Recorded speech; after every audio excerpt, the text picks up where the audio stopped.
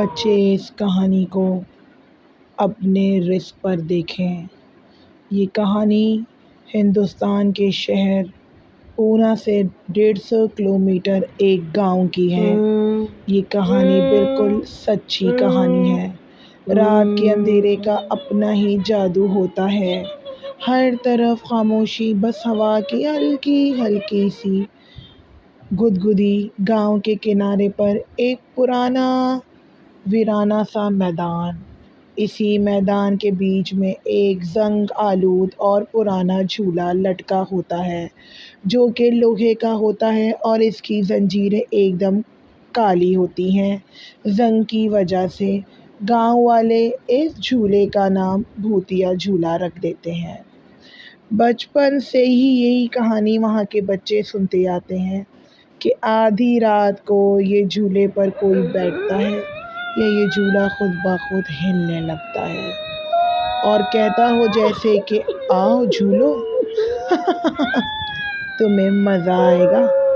گاؤں کے بزرگ کہتے تھے کہ یہ جھولا خود بخود جھولاتا ہے اور کچھ لوگ جو بھی اس پر بیٹھتے ہیں یا تو وہ پاگل ہو جاتے ہیں یا ان کی لاشیں ملتی ہیں۔ کئی سال پہلے گاؤں میں ایک لڑکی رہتی تھی، نام تھا ریکھا۔ خوبصورت سی، نازک سی، مگر ضدی سی، نئی نئی چیزوں کا شوق پالتی تھی۔ جو منع کرتے تھے وہی ضد کرتی تھی۔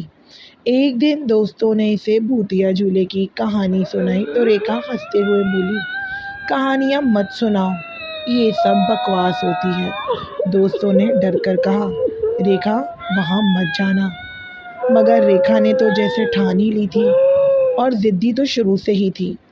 رات کے 12 بجنے کا انتظار کرنے لگی۔ جیسے ہی رات کے 12 بجے، چاند بادلوں میں چھپ ہی رہا تھا اور ہوا میں عجیب سی نمی پھیلی تھی کہ ریکھا نے چپکے سے میدان میں جانے کا فیصلہ کیا۔ اس نے دیکھا کہ جھولا خاموشی سے کھڑا ہے، کہیں کوئی بھی نہیں ہے، بس 2 کتوں کے بھونکنے کی آواز آ رہی ہے۔ اور کیا تھا؟ ریکھا ہنستی ہے۔ ایسی کہانیوں سے تو لوگ ڈرتے ہیں، عجیب ہی بات ہے۔ اس نے آہستہ سے جھولے کو دھکا دیا اور جھولا چرچراتا ہوا آگے بڑھا، پھر پیچھے اور پھر آہستہ آہستہ تیز ہونے لگا۔ اتنا تیز ہونے لگا کہ ریکھا اچانک سے چونک جاتی ہے۔ اس نے دیکھا کہ اتنی زور سے تو اس نے جھولا جھولا ہی نہیں اور نہ ہی اتنی تیز ہوا ہے کہ جھولا خود بخود جو ہے وہ تیز ہو جائے۔ اندھیری رات میں عجیب سی خاموشی تھی۔ پھر اچانک اس کے کان کے پاس ایک آہستہ سے آواز آتی ہے، آؤ جھولو، تمہیں مزہ آئے گا۔ ریکھا کا دل زور سے دھڑکا۔ اس نے مڑ کر دیکھا، پیچھے، آگے، دائیں بائیں کوئی نہ تھا۔ پوری جگہ اور میدان سنسان پڑی تھی، بس جھولا خود بخود اور تیز رفتار سے چل رہا تھا۔ ریکھا مدد کے لیے پکارتی ہے لیکن بہت دیر ہو چکی ہوتی ہے۔ اگلی صبح گاؤں میں ایک ہنگامہ برپا ہوتا ہے۔ ریکھا کی لاش جھولے کے نیچے پڑی ہوتی ہے اور آنکھیں کھلی کی کھلی ہوتی ہیں اور زبان دانتوں سے باہر نکلی ہوتی ہے۔ ایسا لگ رہا ہوتا ہے جیسے وہ آخری وقت چیخ چیخ کر لیکن آواز باہر نہ آ سکی ہو اور اس کی موت واقع ہو گئی ہو۔ گاؤں والے دہل جاتے ہیں۔ بڑے بڑے بزرگ کہتے ہیں کہ ہم نے کہا بھی تھا کہ اپنی اس بیٹی کو قابو میں رکھو، اب بھگتو۔ یہ بھوتیا جھولا کسی کو نہیں چھوڑتا۔ اس دن کے بعد سے کئی اور دن تک خوف رہا۔ 2 نوجوانوں نے پھر سے شرط لگا کر جھولے پر بیٹھے اور دونوں جھولا جھولتے جاتے اور ہنستے جاتے اور جھولا ہلتا رہتا۔ پھر آہستہ آہستہ اتنا تیز ہو جاتا کہ ایک بچے کا ہاتھ چھوٹ جاتا ہے اور ایک لڑکا دور جا گرتا ہے اور دوسرا غائب ہو جاتا ہے، اور جب انہیں ڈھونڈا جاتا ہے تو آج تک وہ نہیں نام و نشان ان کا۔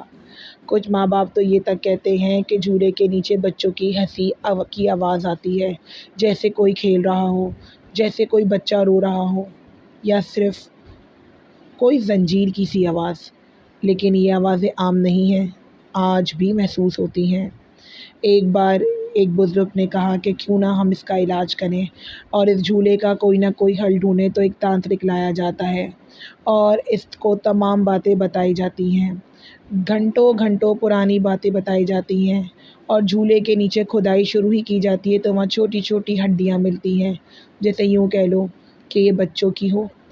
یہ جھولا جب تانترک دیکھتا ہے تو وہ کہتا ہے کہ یہ بچوں کی روحیں ہیں جنہیں باندھ لیا گیا ہے، جو کبھی اس جھولے پر جھولنے کے لیے آئے تھے اور اس جھولے نے ان پر ظلم کیا۔